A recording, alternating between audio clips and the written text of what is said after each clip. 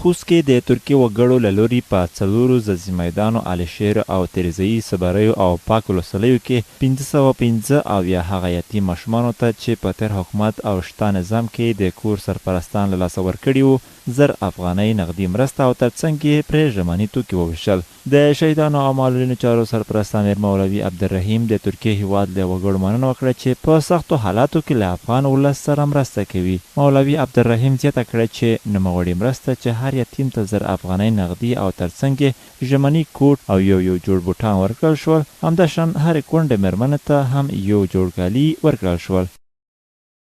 او بیا په دې کې بوټونه کې دي او په دې کې کوټونه کې دي او د هر یتیم سر باندې زر افغانۍ دي او سره د کونډو لپاره 500 هغه جوړې دي.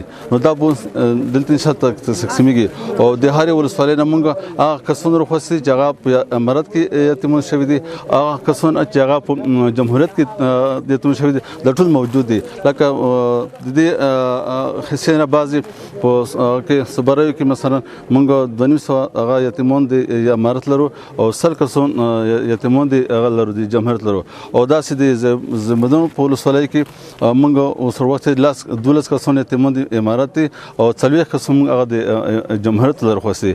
داسې په هر ولسوالۍ کې نو دا څلور ولسوالۍ دي نو ان شاء الله لپاره دا تقسیم کیږي. د ترکیې هیواد څخه راغلي استازي عثمان په خپل خبرو کې وویل چې یاده مرسته د ترکیې هیواد وګړو له لوري افغان یتیم ماشومانو ته رالیږل شوي چې دا د 515 یتیمو او 500 کونډو مېرمنو ته ژمني توکي ورکړل شول. نوموړي ډاډ ورکړ چې ترکیې هیواد به راتلونکي کې هم نورې مرستې له افغان ولس سره په مختلفو برخو کې ترسره کړي.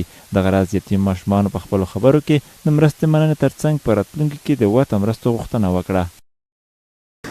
زمون پلار چې و عبدالولي نومېدو او د په اسلامي امارت کې خپله دنده مخته بوله، د یو بم په مقابل کې چې ورورځېد او دا یې شهید کړ. موږ په دغه ډول وظیفه کوله چې په اردو کې شهید شو. چې غره ته څم وزیریان راوړم څونه مې خوښ دي، هغه نور مشران ورونه نه لرم، هغه د اسلامي امارت چې دا د هغه افغانستان کې چې کوم یتیمان دي دا هغه کوم حق ده وکړي. یادونه ده چې د ترکیې هیواد له لوري به په دغه ولایت کې په نورو ورته ماشومانو هم یاده مرستې وویشل شي.